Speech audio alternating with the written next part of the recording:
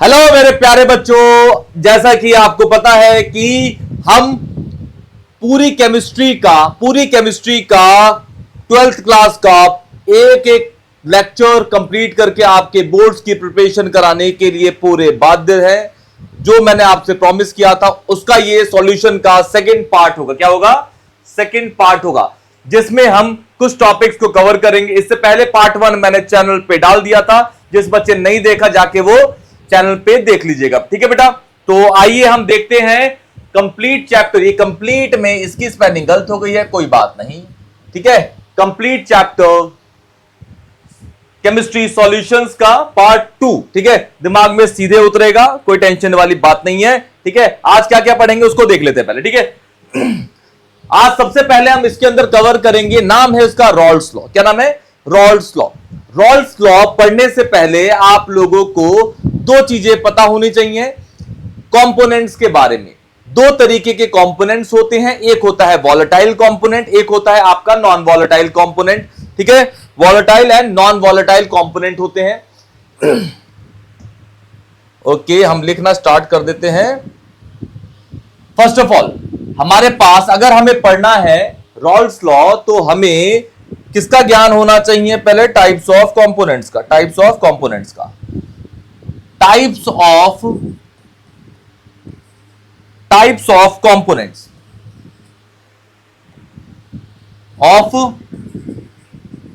Components दो तरीके के आपके पास कंपोनेंट्स हैं, दो तरीके के आपके पास कंपोनेंट्स होते हैं। पहला होता है आपका वॉलेटाइल कंपोनेंट, वॉलेटाइल कंपोनेंट, और दूसरा होता है आपका non volatile component, non volatile and non volatile component, volatile and non volatile component. ठीक है, वॉलेटाइल कंपोनेंट को आप ऐसे समझिए, वॉलेटाइल कंपोनेंट को आप सॉल्वेंट के तरीके से मान सकते हैं, उसको यूज कर सकते हैं, एक टर्म जिसको हम बोलते हैं सॉल्वेंट। क्या बोलते हैं? सॉल्वेंट। और सॉल्वेंट को आपको पता है कि हम सॉल्वेंट को ए से दर्शाते हैं। फिर नॉन वॉलेटाइल कंपोनेंट्स को आप किस तरीके से पहचानेंगे? सॉल्यूट मान के, जिसको हम दर्शाएंगे बी से। ठीक है ना, किससे दर्शाएंगे? बी से। तो वॉलेटाइल कंपोनेंट्स क्या होते हैं? सबसे पहले तो आपको समझना पड़ेगा व्हाट इज वॉलेटाइल कंपोनेंट। ऐसे कंपोनेंट्स को हम वॉलेटाइल कंपोनेंट्स कहते हैं जो रूम टेम्परेचर मतलब 25 डिग्री पे ही भाप बनने की क्षमता रखते हैं। बिल्कुल सही समझे आप। जैसे पेट्रोल, कैरोसिन, पेट्रोल हो गया आपका, अल्कोहल हो गया आपका, सैनिटाइजर उसमें भी अल्कोहल ही होता है। तो हर एक ऐसी चीज, जैसे क्लोरोफॉर्म हो गया, हर एक ऐसी चीज जो रूम टेम्परेचर पे इवेपोरेट होने की टेंडेंसी रखती है, उसे हम बोलते हैं क्या? Volatile component. तो क्या लिखेंगे पॉइंट ए में? Those components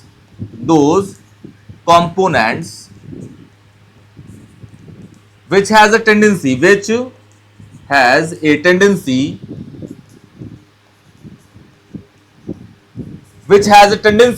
to evaporate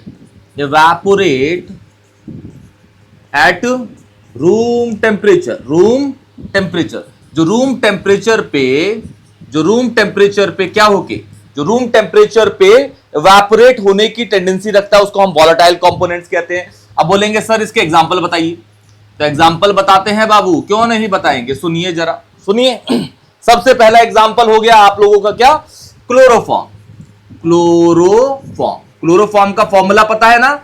CHCl3 होता है। दूसरा आपके अल्कोहल्स हो गए बेटा, आपके क्या हो गए? अल्कोहल्स हो गए। तीसरा आपका क्या हो गया? जैसे पेट्रोल हो गया, डीजल हो गया, बहुत सारी चीजें हो सकती है जो अपनी डेली लाइफ में आप लोग देखते ही हो, उन चीजों को हम बोलते हैं वॉलेटाइल कंपोनेंट। ये अगर रॉल्स लॉ आपको पढ़ना है, ये रॉल्स लॉ नहीं पढ़ा रहा, रॉल्स लॉ तभी पढ़ोगे जब आपको इसका ज्ञान होगा बेटा। ठीक है ना, इसका ज्ञान होगा तभी आप रॉल्स लॉ को पढ़ सकते हो, उसको समझ लीजिए। ठीक है ना। फिर आपका आता है नॉन वॉलेटाइल कंपोनेंट, जिसको मैं बोलता हूं सॉल्यूट। अब नॉन वॉलेटाइल क्या होंगे? जो रूम टेम्परेचर पे इवेपोरेट नहीं होंगे। जैसे मैं एक नॉन वॉलेटाइल कंपोनेंट हूं क्योंकि मैं रूम टेम्परेचर पे इवेपोरेट नहीं होता। ठीक है ना। ओके, तो इसको क्या लिखेंगे? बोर्ड, चेयर, पंखा, लाइट, पीसी, कैमरा, हर चीज क्या है? एक तरीके का नॉन वॉलेटाइल है। इसको छोड़ के जो बचा सारा का सारा नॉन वॉलेटाइल होता है। तो इसका पॉइंट क्या लिखेंगे? दोज कंपोनेंट्स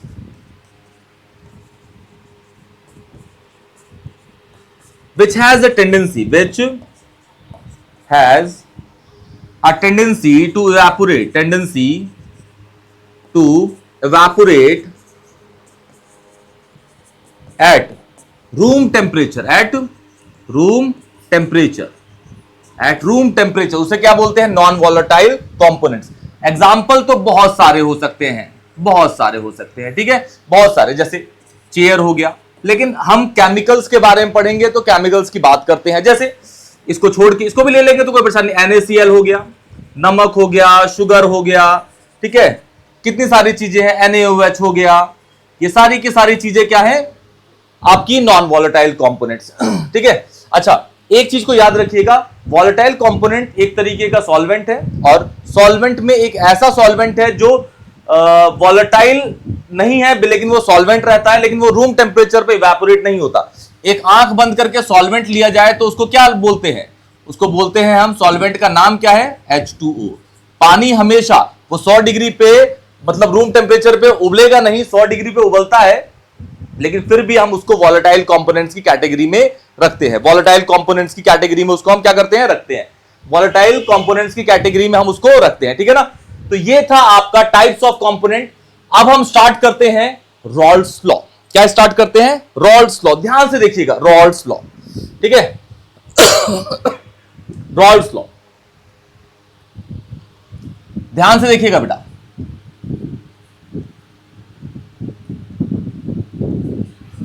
रॉल्स लॉ, ठीक है। रॉल्स लॉ को एक चीज याद रखिए, ये ऐसे सॉल्यूशंस के लिए ही वैलिड है जिसमें जो लिक्विड लिक्विड हो और सॉलिड लिक्विड हो।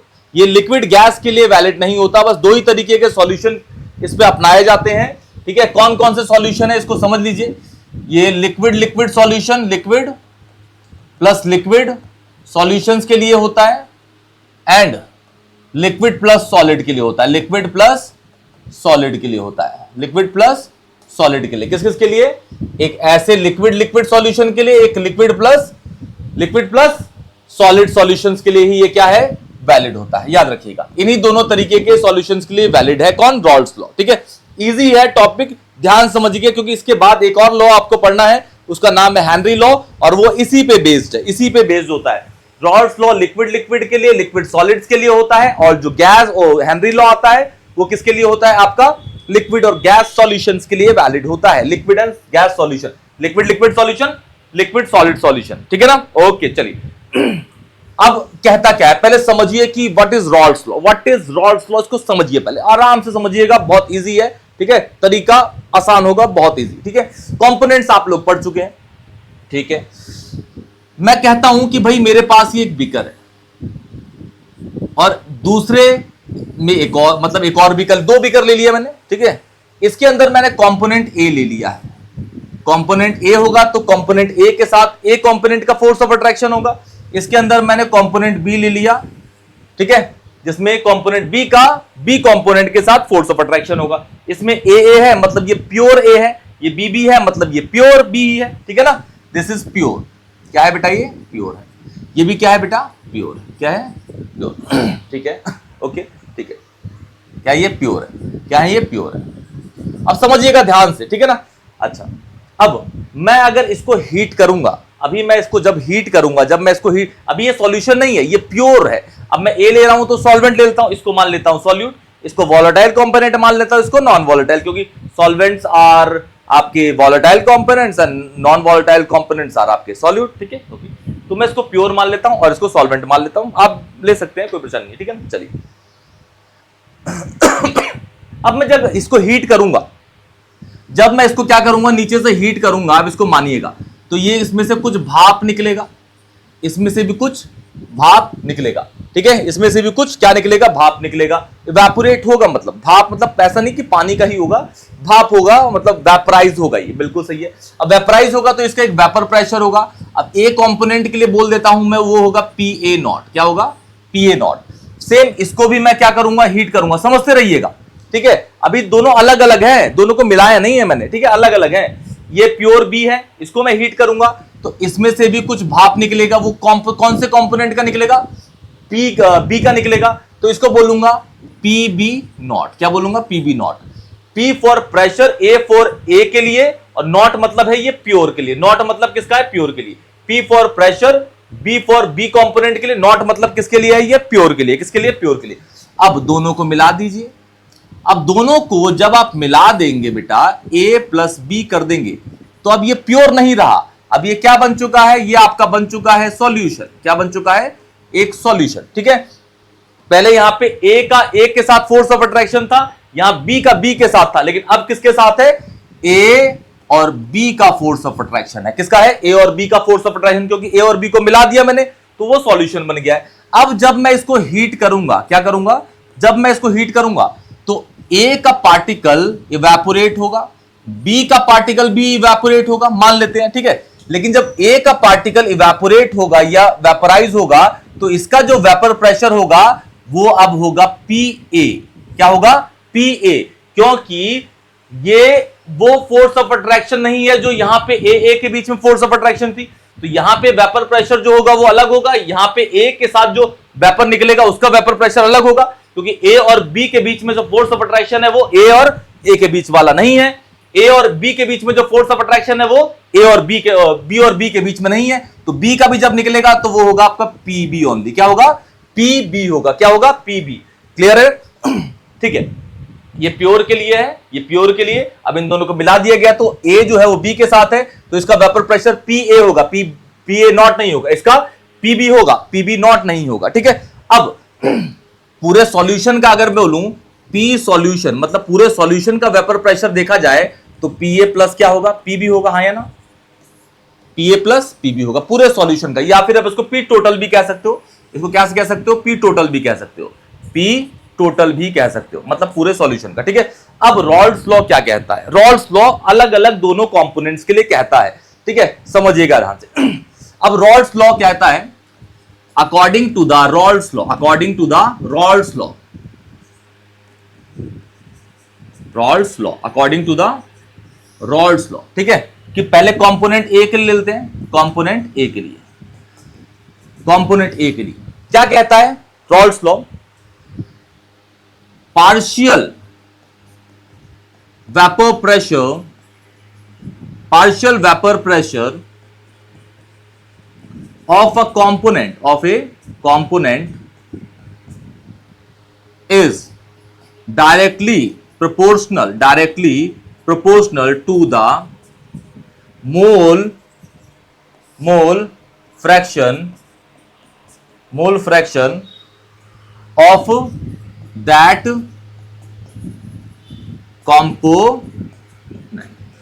ठीक है, ऑफ दैट कंपोनेंट। ठीक है, ये बोल रहा है कि यहां पे हम कंपोनेंट ए की बात कर रहे हैं, तो बोल रहा है कि पार्शियल प्रेशर किसका? कंपोनेंट का डायरेक्टली प्रोपोर्शनल होता है उसी कंपोनेंट के मोल फ्रैक्शन के। तो कंपोनेंट ए चल रहा है तो इसको बोल देता हूं मैं कि PA is directly proportional to the chi ए।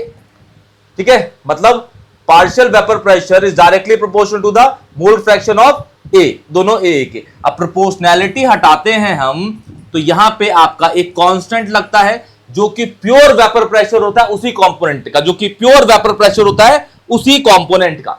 तो हो जाएगा प्रोपोर्शनैलिटी हटा के ये कांस्टेंट लगा और काई ए की जगह काई ए आ ही जाएगा। तो ये वाला फॉर्मूला किसके लिए हुआ बेटा? ये वाला फॉर्मूला हुआ कंपोनेंट ए के लिए। अब इसी तरीके से हम कंपोनेंट बी के लिए भी बना सकते हैं। ठीक है, क्या होगा कंपोनेंट बी के लिए? देखिए, for component B,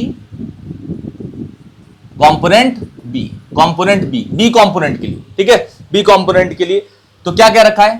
PB is directly proportional to chi B. Proportionality हटाएंगे तो बी कंपोनेंट का जो प्योर वेपर प्रेशर है, जो प्योर वेपर प्रेशर है वो जाके कॉन्स्टेंटली मल्टीप्लाई हो जाएगा। क्या हो जाएगा? कॉन्स्टेंटली मल्टीप्लाई हो जाएगा। ये हो जाएगा PB not chi B. Okay, ठीक है। अब मैंने देखा था कि पूरे सॉल्यूशन का जो प्रेशर था वो P सॉल्व था या फिर P टोटल। हम P टोटल ले लेते हो फिर से उसको, तो P total is equal to PA plus PB। अब PA की वैल्यू कितनी थी? PA की वैल्यू क्या थी? ये रही। ठीक है, और PB की वैल्यू क्या है? ये रही। तो डाल देते हैं, तो PA not chi A plus PB not chi B। तो ये आपका P total is equal to P A not chi A plus P B not chi B. ये आपका रॉल्स लॉ की इक्वेशन बना देता है। क्या बनाता है? दोनों कंपोनेंट्स के लिए, कंपोनेंट ए कंपोनेंट बी के लिए भी, ठीक है। और आप इसको और भी मॉडिफाई करना चाहते हैं तो काई ए को काई बी के टर्म्स में चेंज कर सकते हैं, क्योंकि आपको पता है कि chi A plus chi B is equal to 1 होगा, ठीक है। Chi B is equal to 1 minus chi A हो सकता है, और chi A is equal to 1 minus chi B हो सकता है, ठीक है। क्या हो सकता है? काई बी हो सकता है। ओके, कोई परेशानी? काई ए हो सकता है, ये और ये, हाँ या ना बोलिए? बिल्कुल, ठीक है। इस तरीके से आप इसको रॉल्स लॉ को पढ़ सकते हैं। क्या पढ़ सकते हैं? रॉल्स लॉ को पढ़ सकते हैं। तो रॉल्स लॉ आप लोगों ने पढ़ लिया। याद रखिएगा ये दो ही तरीके के सॉल्यूशंस के लिए वैलिड है। रॉल्स लॉ किस किस तरीके के? आपका एक लिक्विड लिक्विड होगा, एक लिक्विड लिक्विड होगा, दूसरा क्या होगा? लिक्विड सॉलिड होता है, लिक्विड सॉलिड सॉल्यूशन। इन्हीं दोनों तरीके के सॉल्यूशंस के लिए क्या है? वैलिड है। इन्हीं दोनों तरीके के सॉल्यूशंस के लिए वैलिड होता है। कौन? Rawls law. अब बढ़ जाते हैं हम हेनरीज लॉ पे। किस पे? Henry's law. हेनरीज लॉ बिल्कुल स्पेशल केस है। Henry's law is a special case of Raoult's law. Henry's law is a special case of किसका? Raoult's law. रॉल्स लॉ का ये स्पेशल केस है, इसको याद रखिएगा। This is the special case of Raoult's law. Raoult's law का ये क्या होता है? एक स्पेशल केस है। क्या है ये? Special case of Raoult's. This is the special case of Raoult's law. Henry's law is a special case of Raoult's law. अब ये जो है ये एक तरीके के सॉल्यूशन के लिए ही वैलिड है। किस तरीके के सॉल्यूशंस के लिए? ये आपका होता है लिक्विड और गैस सॉल्यूशन के लिए। लिक्विड प्लस गैस सॉल्यूशन के लिए ही ये है, बस, और किसी के लिए नहीं है। लिक्विड और गैस सॉल्यूशंस के लिए ही वैलिड होता है। Henry's law are only valid for liquid and gas solution. Liquid liquid के लिए नहीं, लिक्विड सॉलिड के लिए नहीं, only for liquid and gas solution, ठीक है। अब ये कहता क्या है? कहता क्या है देखिएगा, ठीक है। बिल्कुल उसी तरीके की चीजें हैं, बस ये एक लिक्विड और गैस की बात है और कुछ भी नहीं है, ठीक है। अब मान लेते हैं कि ये मेरे पास एक बीकर है, ठीक है। इसमें इतना मैंने क्या भरा हुआ है? पानी भरा हुआ। ये पानी के मॉलिक्यूल्स है, मोटे मोटे बना रहा हूं, ये पानी के मॉलिक्यूल्स है। मान लीजिए किसके हैं? ये मोटे मोटे जो है ये पानी के मॉलिक्यूल्स हैं, ठीक है। ये पानी के मॉलिक्यूल्स बना दिए मैंने, ठीक है। ओके, बहुत अच्छी बात है, ठीक है, ठीक है, ठीक है, ठीक है। व्हाइट ले लेते हैं। ऊपर जो ये हल्के हल्के कण हैं, ऊपर जो हल्के हल्के कण हैं, ये किसके हैं? बोल देता हूं मैं। ये ऊपर जो हल्के हल्के कण हैं, ये वाला जो पोर्शन है यहां से यहां तक वाला जो पोर्शन है, इसको बोल देता हूं ये गैस का है। किसका है? गैस का। और यहां से यहां तक वाला जो पोर्शन है ये किसका है? वाटर का। वाटर मतलब लिक्विड ही होता है, लिक्विड ले लेता हूं, ठीक है। लिक्विड का है। किसका? लिक्विड का। ओके, ठीक है।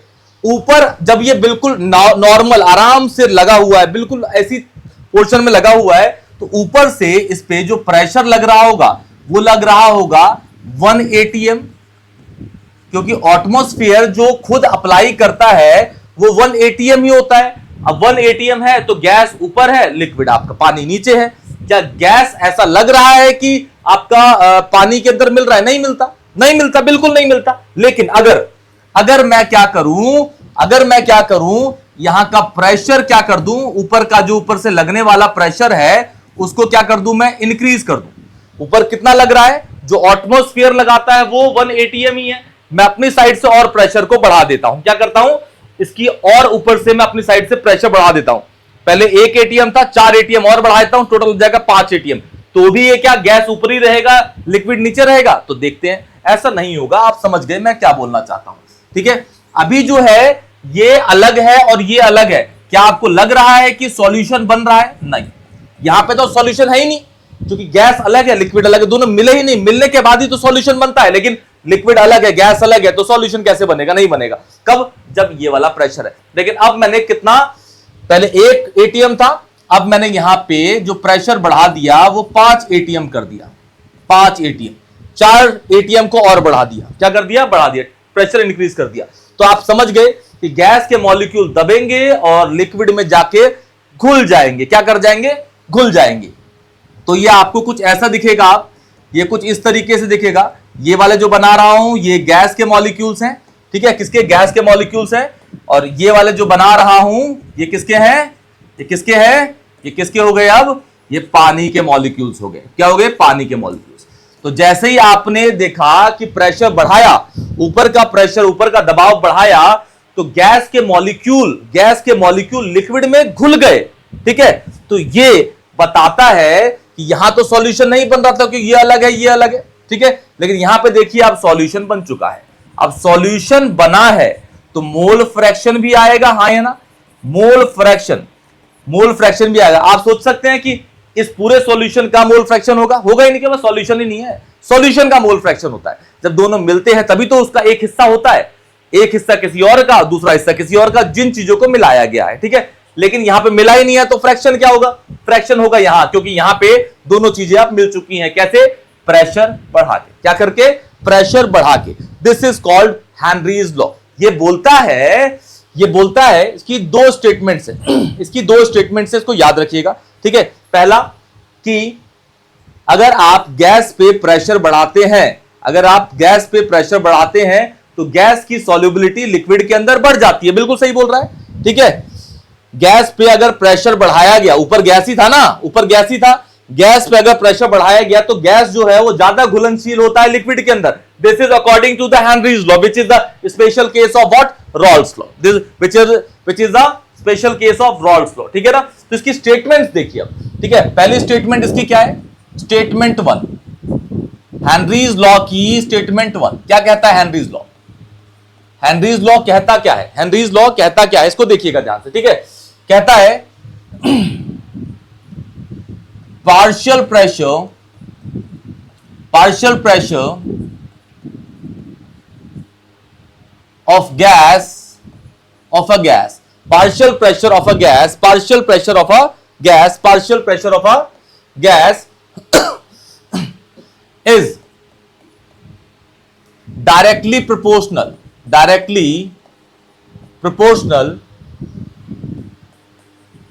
directly proportional to the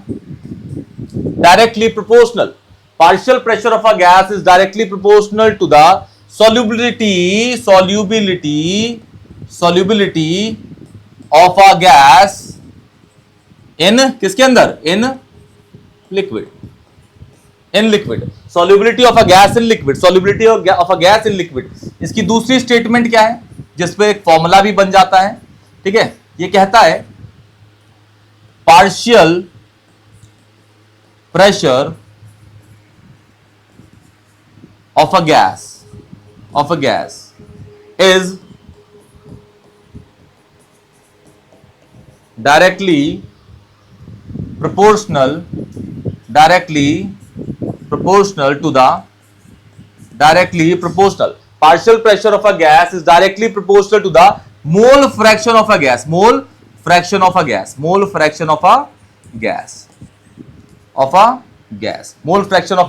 तो ये बोल रहा है कि पार्शियल प्रेशर जो गैस पे लग रहा है वो डायरेक्टली प्रोपोर्शनल होता है किसके? मोल फ्रैक्शन के गैस के। प्रोपोर्शनैलिटी हटाएंगे तो एक कांस्टेंट रहता है, वो होता है KH। इसको हेनरीज कांस्टेंट बोला जाता है, और K काई गैस एक जैसे ही रहता है। अब ये जो है आपका, इसे बोलते हैं हेनरीज कांस्टेंट। क्या बोलते हैं इसको? हेनरीज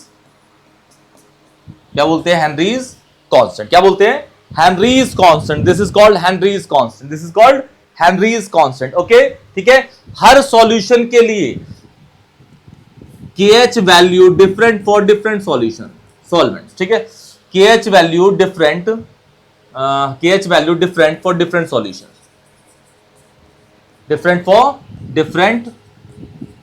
अलग अलग सॉल्यूशन के लिए, डिफरेंट की स्पेलिंग शायद एक ही एफ आता है, डिफरेंट सॉल्यूशन, अलग अलग सॉल्यूशन के लिए KH की वैल्यू अलग अलग होती है। ये कौन कहता है?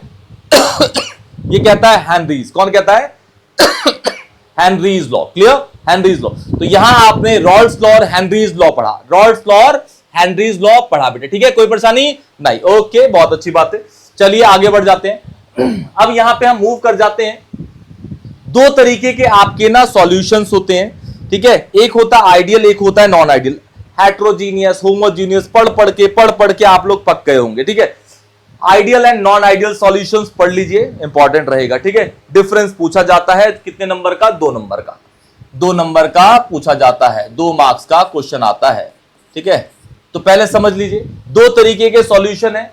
एक होता है आइडियल सॉल्यूशन, एक होता है आइडियल सॉल्यूशन। ठीक है, दूसरा होता है इज आइडियल, दूसरा is non ideal solution, non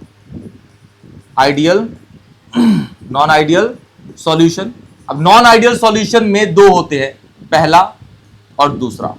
पहला होता है आपका नेगेटिव डेविएशन, दूसरा होता है आपका पॉजिटिव डेविएशन। पहला होता है नेगेटिव डेविएशन, दूसरा होता है पॉजिटिव डेविएशन। ये दोनों किस में आते हैं? ये दोनों आते हैं आपके नॉन आइडियल सॉल्यूशन में। किस में आते हैं? Non ideal solution. तो पहला वाला स्टार्ट करते हैं हम, जिसका नाम है आइडियल सॉल्यूशन। क्या है? Ideal solution. सुनिएगा ध्यान से, बहुत इजी है। ठीक है, बहुत इजी है। पहला क्या है? Ideal solution. What are ideal solution? What are ideal solution? क्या होते हैं आइडियल सॉल्यूशन? ठीक है, तो आइडियल सॉल्यूशन, दुनिया में पहली बात तो समझ लीजिए कि आइडियल कुछ होता ही नहीं है। दुनिया में कुछ भी वर्ड आइडियल एग्जिस्ट ही नहीं करता। दुनिया में ideal is God, ideal is God. बस दुनिया में ऊपर वाला ही आइडियल है और कुछ भी नहीं है। लोग सोचते हैं कि भाई सचिन तेंदुलकर, विराट कोहली, सबके सब ये आइडियल है, लेकिन क्या हर चीज में वो परफेक्ट हैं? विराट कोहली बहुत अच्छा क्रिकेट खेलते हैं, सचिन तेंदुलकर बहुत अच्छा क्रिकेट खेलते हैं, मेसी बहुत अच्छा फुटबॉल खेलते हैं, आपके रोनाल्डो वो भी बहुत अच्छा खेलते हैं फुटबॉल, लेकिन क्या वो हर चीज अच्छी करते? नहीं। तो हर चीज सर्वगुण संपन्न इंसान ही आइडियल होगा, लेकिन दुनिया में ऐसा कोई नहीं पाया जाता। ठीक है, तो हर चीज में कुछ ना कुछ खामियां होती ही हैं। ठीक है, तो प्योरली 100% कोई भी आइडियल नहीं होता, इसको समझ लीजिएगा। कुछ ना कुछ उसमें हल्का फुल्का नीचे ऊपर होता ही है, लेकिन जो ज्यादा अच्छे से निभा सकता है रिश्ते, तो उसको हम मान लेते हैं आइडियल। अब समझिए कि आइडियल सॉल्यूशंस क्या है। आप समझिएगा मैं क्या बोलना चाहता हूं कि मेरे पास सपोज मान लीजिए ये बीकर है, इसके अंदर ए और ए कंपोनेंट है, इसके अंदर बी और बी कंपोनेंट है। मान लेते हैं कि ये 30 ml है। कितना है? 30 ml है। और इसको बोल देते हैं, मान लीजिए कितना ml है? 50 ml है। जब दोनों को मिलाया हमने, ये आपका समझ लीजिए, ये वाली जगह आपकी रिएक्टेंट है, इसको समझ लीजिएगा कितनी है, क्या है ये? रिएक्टेंट है। ठीक है, और ये वाली जगह जो बन रही है आपकी, दिस इज कॉल्ड प्रोडक्ट, इसको समझ लीजिएगा। ठीक है, ये वाला वॉल्यूम जो है this is called V1 and ये वाला volume is called V2। Okay, अगर ए और बी को मिलाने के बाद आपका ए बी बन जाएगा, और ए बी मिलाने के बाद इसका अगर वॉल्यूम 80 ml आ गया, तब आप इसको बोल सकते हो कि आइडियल होगा। इन दोनों का वॉल्यूम बराबर होगा प्रोडक्ट के, लेकिन ऐसा हमेशा नहीं होता। काफी जगहों पे वॉल्यूम कम हो जाता है, काफी जगहों पे वॉल्यूम ज्यादा हो जाता है। ये डिपेंड करता है कि फोर्स ऑफ अट्रैक्शन किस तरीके की है। तो आपको किस तरीके से पॉइंट्स लिखने हैं, इसको समझ लीजिए। पहला पॉइंट क्या है कि डेल्टा वी मिक्स मिलाने के बाद क्या होगा? V2 माइनस V1, दोनों बराबर ही है, 80 और 80, तो हमेशा क्या होगा? 0 ml, चेंज नहीं होगा। अब थर्मोडायनेमिकल प्रॉपर्टी के हिसाब से अगर वॉल्यूम चेंज नहीं हुआ, तो उसमें हीट ना आती है ना जाती है, ना ही वो एंडोथर्मिक होगा ना ही वो एक्सोथर्मिक होगा, according to the thermodynamical property. तो डेल्टा एच मिक्स जो होगा मिलाने के बाद, ना हीट आएगी ना जाएगी, तो ये भी क्या होगा? आपका 0 जूल होगा, याद रखिएगा। तीसरा पॉइंट, आइडियल सॉल्यूशन जो होते हैं वो रॉल्स लॉ को भरपूर मानते हैं। It obeys the Raoult's law, obeys the Raoult's law, Raoult's law, ये रॉल्स लॉ को भरपूर मानते हैं। फिर चौथा क्या कह रहा है? चौथा कि इसके अंदर जो फोर्स ऑफ अट्रैक्शन है, ये कहता है कि ए के बीच में जो फोर्स ऑफ अट्रैक्शन है, वही फोर्स ऑफ अट्रैक्शन बी में होगा, और वही force of attraction A B में होता है। ये कहता है आइडियल सॉल्यूशन, लेकिन ऐसा नहीं पाया जाता। बहुत रेयर टू रेयर मिलेगा, लेकिन नहीं मिलता ऐसा। तो क्या रखा है कि FOA मतलब फोर्स ऑफ अट्रैक्शन ए का बराबर होगा बी से, और वो बराबर होगा ए बी के। ये कौन कहता है? आपका आइडियल सॉल्यूशन। ये हैं आपके 4 पॉइंट्स आइडियल सॉल्यूशन के। एग्जांपल आप मुझे कमेंट सेक्शन में लिख के बताएंगे कि इसके एग्जांपल्स क्या होंगे। 2 एग्जांपल बताइएगा प्लीज, ठीक है ना? ओके, चलिए, बहुत अच्छी बात है। ये आइडियल हो गया। अब बढ़ते हैं हम नॉन आइडियल पे। नॉन आइडियल के बाद हम पढ़ेंगे पॉजिटिव और नेगेटिव डेविएशन। ओके, ठीक है, चलिए पढ़ते हैं अभी non ideal solution. Non ideal solution, non ideal solution ध्यान से देखिएगा, इसी के अंदर आपका पॉजिटिव और नेगेटिव डेविएशन लेके आ जाएंगे बाबू हम। ये आपके पास एक बीकर है जिसमें ए और ए कंपोनेंट है, मान लेते हैं ये कितना ml है, 30 ml है। इसको मिलाएंगे अभी थोड़ी देर बाद बी और बी कंपोनेंट के साथ, जो मान लेते हैं 50 है, और ऐसे ही देखा था हमने, ठीक है, ऐसे ही देखा था। अगर अब ये ए और बी बन गया ए और बी, अब इन दोनों का वॉल्यूम मिलाने के बाद अगर 80 आता है तो आइडियल होगा, 80 नहीं आएगा तो नॉन आइडियल होगा। अब 80 नहीं आना मतलब कम होगा या ज्यादा होगा, ठीक है। तो हम इसको दोनों कंडीशन में लेके चलते हैं कि इसका जो वॉल्यूम है ये 80 से ज्यादा होगा या 80 से क्या होगा, कम होगा। अगर 80 से ज्यादा हुआ तो इसको बोलते हैं, ऊपर वाला 80 से ज्यादा है तो इसको बोलते हैं पॉजिटिव डेविएशन। क्या बोलते हैं, पॉजिटिव डेविएशन, ठीक है, पॉजिटिव डेविएशन। अगर कम हुआ तो इसको बोलते हैं नेगेटिव डेविएशन। क्या बोलते हैं, नेगेटिव डेविएशन, ठीक है, नेगेटिव डेविएशन। तो आप ये समझ चुके हैं कि इसको मैं V1 बोल दूंगा जो कि रिएक्टेंट है, ये हमारा V2 है जिसको बोल रहा हूं मैं प्रोडक्ट है। तो इसका पहला पॉइंट कि डेल्टा V मिक्स जो होगा, जो V2 माइनस V1 होगा वो यहां पे 0 ml नहीं होगा, ठीक है। अब दूसरा point, according to the thermodynamical property, अगर according to the thermodynamical property volume बढ़ रहा है या घट रहा है तो उसमें हीट आ रही है या फिर हीट निकल रही है, हीट आ रही है या फिर हीट निकल रही है। आ रही है तो एंडोथर्मिक, हीट निकल रही है तो वो एक्सोथर्मिक होगा, ठीक है। तो ये होगा आपका not is equal to 0 joules, ठीक है, ओके, बहुत अच्छी बात है। तीसरा, अगर ये रॉल्स नॉन आइडियल है तो ये रॉल्स लॉ को ओबे नहीं करेगा, it does not obey Rawls law, it does not obeys RL, मतलब रॉल्स लॉ, ठीक है। फिर नेक्स्ट वाला कि भाई इनके अंदर जो फोर्स ऑफ अट्रैक्शन है वो अलग अलग है, तभी हो रहा है। ए के बीच में जो फोर्स ऑफ अट्रैक्शन हो बी से अलग होगा, तो ये ऑब्वियस है ए और बी के बीच में भी जो फोर्स ऑफ अट्रैक्शन होगा वो अलग होगा।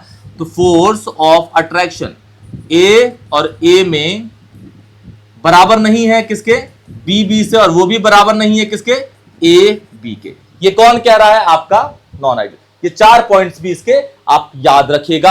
अब हम बढ़ जाते हैं इसके नॉन आइडियल में जो पॉजिटिव और नेगेटिव डेविएशन है। आपको समझ भी आ गया होगा, अगर वॉल्यूम बढ़ रहा है तो पॉजिटिव, घट रहा है तो आपका नेगेटिव डेविएशन होता है, ठीक है। चलिए ओके, अब यहां पे हम बना देते हैं इसको बना देते हैं ये नेगेटिव डेविएशन वाला, नेगेटिव डेविएशन, ये बना देते हैं इसको पॉजिटिव डेविएशन, एक नेगेटिव डेविएशन, दूसरा बना देते हैं इसको हम पॉजिटिव डेविएशन, ठीक है। पहले नेगेटिव डेविएशन देख लेते हैं बेटा, पहले नेगेटिव डेविएशन देख लेते हैं। ये आपका बीकर ए है जिसमें ए था, ठीक है, इसको मिलाया गया बी से। इसमें कितना ml रख रहे थे, 50 ml, इसमें कितना रख रहे थे हम, 30 ml रख रहे। मिलाने के बाद ये क्या बन गया आपका, ए बी बन गया, और नेगेटिव डेविएशन में वॉल्यूम घट जाएगा। वॉल्यूम घटने का मतलब इसका वॉल्यूम 80 ml से क्या होगा, कम होगा, क्या होगा, कम होगा। तो ये है आपका V1, दिस इज आपका V2, है ना। तो इसको पहला पॉइंट लिखेंगे आप कि जो डेल्टा V मिक्स है वो कौन बड़ा है भाई, घट गया ना, ये घट गया, तो ये कम है ये ज्यादा है, तो V2 माइनस V1, ठीक है। तो ये हो जाएगा आपका नेगेटिव, क्या हो जाएगा, नेगेटिव, ठीक है, क्योंकि ये कम है ये ज्यादा है, कम में से ज्यादा घटाएंगे तो नेगेटिव आएगा, ठीक है। और यही सेम रूप आपका डेल्टा H में दिखता है। अगर डेल्टा V की वैल्यू नेगेटिव है तो डेल्टा H मिक्स भी क्या होता है, नेगेटिव होता है, क्या होगा, नेगेटिव होगा। अब नेगेटिव का मतलब क्या होगा, हीट निकल रही है, ये आपका एक्सोथर्मिक प्रोसेस होगा, क्या होगा, एक्सोथर्मिक प्रोसेस होगा। सेम बिल्कुल साइन हमेशा लगते हैं, ठीक है। फिर अब इसको ध्यान से देखिएगा, वॉल्यूम क्या कर रहा है, घट रहा है, वॉल्यूम इधर ज्यादा है इधर कम हो रहा है, मतलब इधर कम हो रहा है, इधर मतलब इधर फोर्स ऑफ अट्रैक्शन ज्यादा है, इधर फोर्स ऑफ अट्रैक्शन क्या है, कम है। फोर्स ऑफ अट्रैक्शन अगर ज्यादा होगा तो चीजें सिकुड़ जाती हैं, सिकुड़ने से वॉल्यूम कम हो जाता है। तो इसका इधर ए और बी के बीच में जो फोर्स ऑफ अट्रैक्शन है वो ज्यादा होगा ए से और बी से। तो force of attraction between A and B is lesser than किससे, ए बी से। तो ए बी में जो फोर्स ऑफ अट्रैक्शन है वो ज्यादा होगा किससे, आपका ए और बी से। अब इसी को आपको उल्टा कर लेना है, ठीक है, उल्टा कर। एक और चीज है, एक टॉपिक आता है वो एजियोट्रॉप, जो इसके बाद आपको पढ़ाया जाएगा। नेगेटिव डेविएशन में याद रखिएगा ये होता है high boiling azeotrope, high boiling azeotropes होते हैं। उल्टा डाल दीजिएगा, नेगेटिव के लिए हाई बॉइलिंग और पॉजिटिव के लिए लो बॉइलिंग एजियोट्रॉप। इसके लिए हाई बॉइलिंग एजियोट्रॉप्स, एजियोट्रॉप्स, ठीक है। इसको देखिए, अब इसी को उल्टा कर देना है, आप इसको कर सकते हैं बहुत आसान से। ये बीकर 1 है, ये बीकर 2 है, मिलाने के बाद आपका ए बी बन गया। ये ए था, ये ए था, ये बी और ये बी। ये कितना ml था? 30 ml। ये कितना था आपका? 50 ml। मिलाने के बाद क्या हो गया? 80 ml से ये क्या हो गया? ज्यादा हो गया। तो this is V1, this is V2। तो मुझे बताइए कि डेल्टा V मिक्स कितना हुआ? V2 minus V1। अब यहां पे V2 बढ़ा है, ये बढ़ा है ना, तो क्या हुआ कि वॉल्यूम बढ़ गया, तो ये हो गया आपका पॉजिटिव, ठीक है, ठीक है। तो जैसे ही आपका डेल्टा V मिक्स होगा, सेम ये होगा, तो ये भी क्या होगा? पॉजिटिव। अगर ये पॉजिटिव है तो ये प्रोसेस हुआ आपका एंडोथर्मिक। क्या होगा? एंडोथर्मिक प्रोसेस हो गया। ओके, ठीक है। अब वॉल्यूम क्या कर रहा है? बढ़ रहा है, मतलब मॉलिक्यूल एक दूसरे से दूर दूर जा रहे हैं, मतलब रिपल्शन बढ़ रहा है। तो इधर फोर्स ऑफ अट्रैक्शन ज्यादा होगा, इधर फोर्स ऑफ अट्रैक्शन कम होगा। तो आप ऐसे लिखेंगे FOA, मतलब force of attraction between AA and BB is greater than किससे? AB से, है ना, AB से। और जैसा कि मैंने आपको बताया था कि नेगेटिव डेविएशन के लिए हाई बॉइलिंग एजियोट्रॉप होता है, पॉजिटिव डेविएशन के लिए लो बॉइलिंग होता है, लो बॉइलिंग एजियोट्रॉप। अच्छा, इसको हम पढ़ेंगे नेक्स्ट क्लास में, लो बॉइलिंग एजियोट्रॉप, ठीक है। एजियोट्रॉप्स होते हैं, लो बॉइलिंग एजियोट्रॉप्स होते हैं, ठीक है। ये जो एजियोट्रॉप है ये एक अलग टॉपिक है जो कि हमें ये पढ़ना है। ये तो मैंने लिख रखा है, बहुत इजी होता है वैसे, ठीक है, लेकिन आज नहीं करेंगे क्योंकि ये बहुत ज्यादा इंपॉर्टेंट चीजें हैं। हेनरीज के, रॉल्ड्स के एग्जाम्पल भी आप लोग करते रहिएगा, ठीक है। ऐसे एग्जाम्पल इनके एग्जाम्पल लिख लीजिएगा, कमेंट सेक्शन बताइएगा बेटा, और न्यूमेरिकल भी करते रहिएगा। अब मैं थोड़े दिन बाद लाइव सेशन भी लेना स्टार्ट कर दूंगा, ठीक है बेटा। और चैनल को जितना से ज्यादा हो सके शेयर करिएगा। पूरा प्योर इंग्लिश मीडियम, बिल्कुल प्योर इंग्लिश मीडियम, ठीक है, बिहार, यूपी, MP बोर्ड के लिए, ठीक है बेटा। तो इस क्लास को यहीं खत्म करते हैं, तब तक के लिए टेक केयर। जय भारत, जय हिंद।